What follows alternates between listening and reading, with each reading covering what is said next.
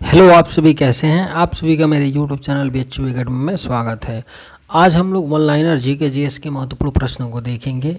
ये सारे प्रश्न होने वाले आगामी एग्जामों के लिए बेहद ही महत्वपूर्ण होने वाले हैं। आज हम लोग पार्ट 19 देखेंगे। अगर आप पार्ट 18, 17 नहीं देखेंगे तो जाके ज़रूर देखिएगा।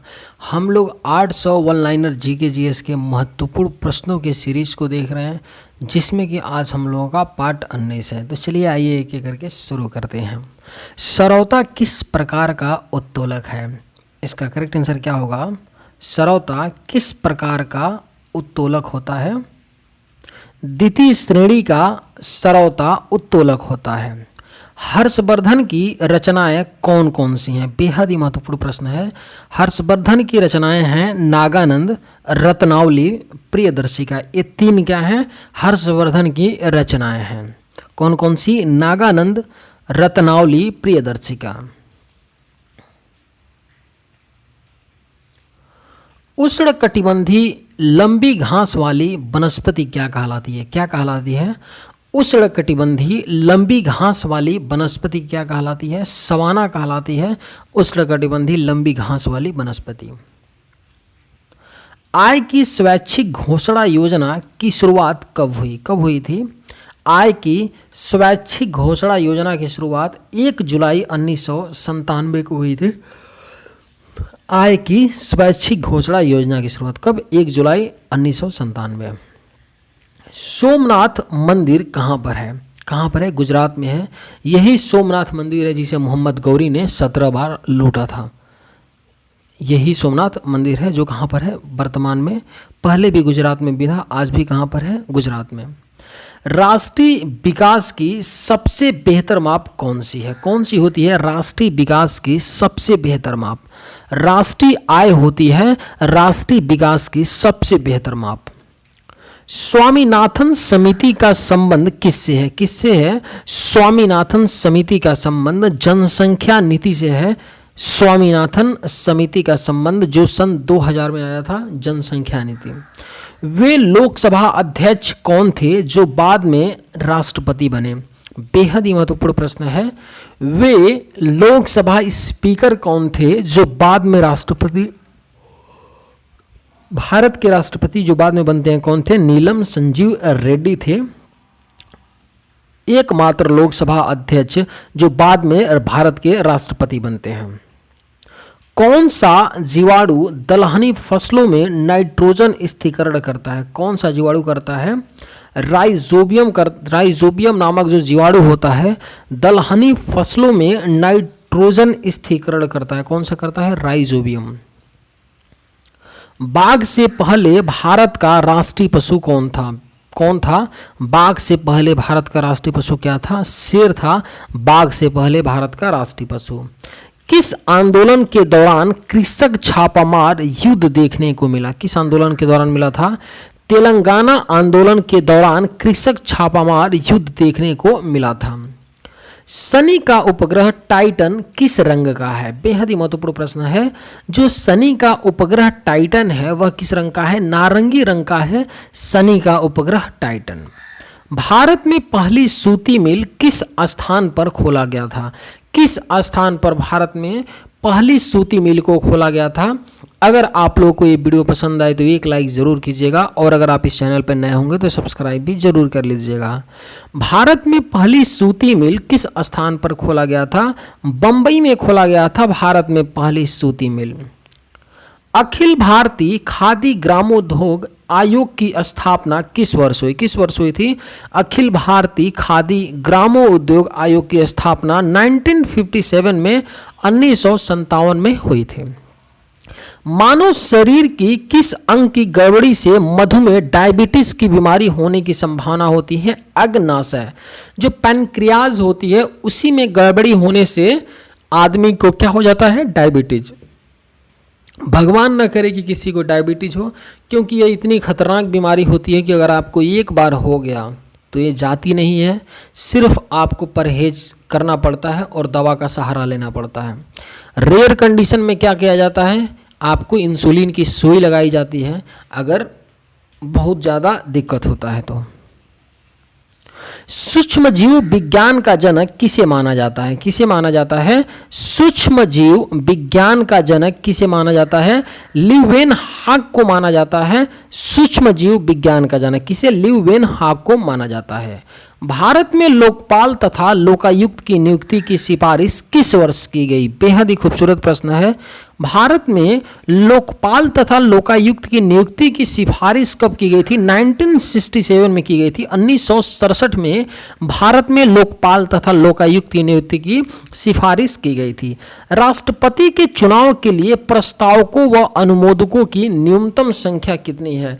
यानी मान लीजिए अगर आप राष्ट्रपति पद के कैंडिडेट के रूप में खड़ा होना चाहते हैं तो कम से कम आपको राज्यसभा या लोकसभा मिला करके आपको 50 प्रस्तावक व अनुमोदकों की आवश्यकता होती है। यानी 50 लोग के प्रस्ताव करें कि आप साइन दें कि आप हाँ ठीक है आप राष्ट्रपति कैंडिडेट बनिए, तभी आप राष्ट्रपति का चुनाव के लिए खड़ा हो सकते हैं। भारत में चलित न्यायालय सर्वप्रथम किस राज्य में स्थापित किया गया?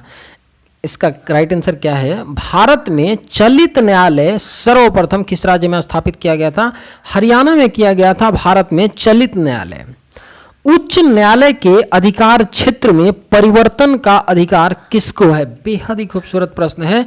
इसको गलती से आप कभी भी उच्चतम न्यायालय या सर्वोच्च न्यायालय मत लगाइएगा।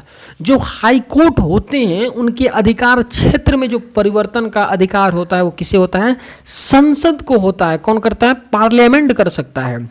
किस आवृत्ति बीजी कुल से संतरा संबंधित है? किस आवृत्ति बीजी कुल से संतरा संबंधित है?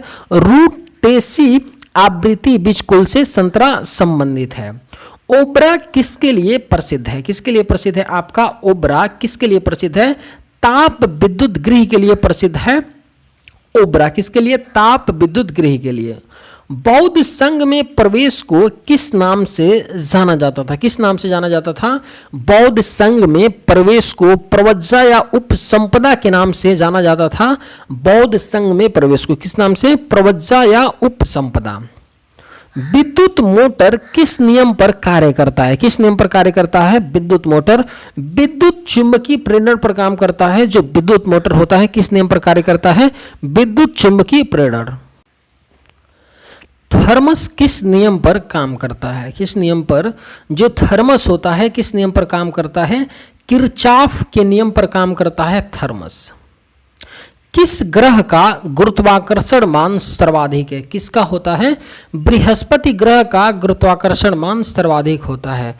जो ग्रह जितना भी बड़ा होगा उसका गुरुत्वाकर्षण शक्ति उतना ही ज्यादा होगा। अपने सौरमंडल का सबसे बड़ा ग्रह कौन सा है? जुपिटर, बृहस्पति है। यही रीजन है कि उसका गुरुत्वाकर्षण मान सर्वाधिक होता है। सर सैयद अहमद खान ने साइंटिफिक सोसाइटी की स्थापना किस वर्ष की थी? किस वर्ष की थी? 1865 में sir Syed Ahmad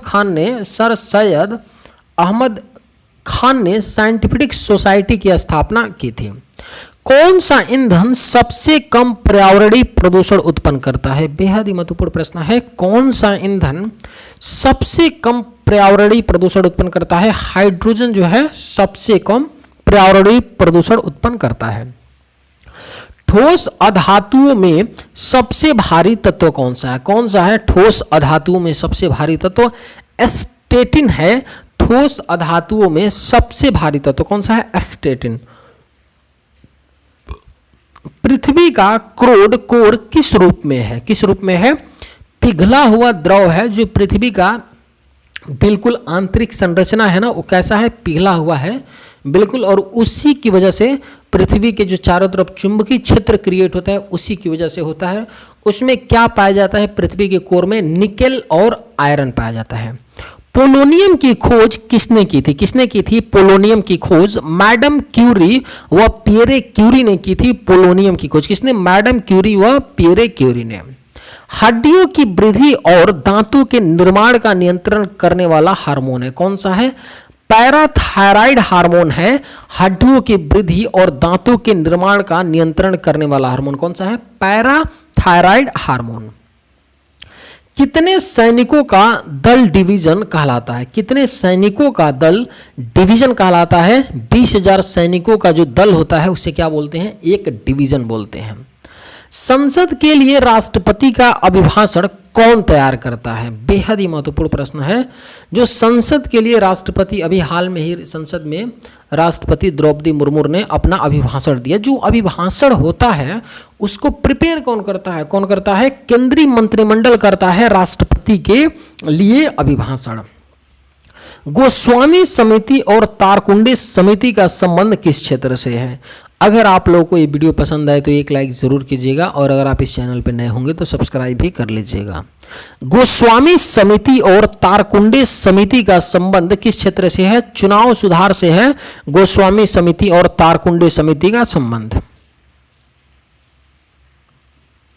radio active पदार्थ क्षय होने के बाद अंतिम रूप से किसमें परिवर्तित हो जाते हैं? बेहद ही खूबसूरत प्रश्न है। मान लीजिए कोई भी रेडियो एक्टिव पदार्थ है, वह क्षय होने के बाद जो उनका अंतिम रूप होता है परिवर्तन का, वो क्या होता है? शीशे में बदल जाते हैं। केडियम किस अयस्क से प्राप्त होता है? किस अयस्क से प्राप्त किया जाता है? केडियम ग्रीनोकाइट से प्राप्त किया जाता है। केडियम किस अयस्क से? ग्रीनोकाइट से। केरल में पंचायती राज व्यवस्था कितने स्तरीय? कितने स्तरीय है केरल में पंचायती राज जो व्यवस्था है? एक स्तरीय है। ऐसे नॉर्मली क्या होता है, पंचायती राज जो व्यवस्था होती है किस तरह की होती है? 3 स्तरीय होती है, लेकिन केरल में कैसी है? 1 स्तरीय।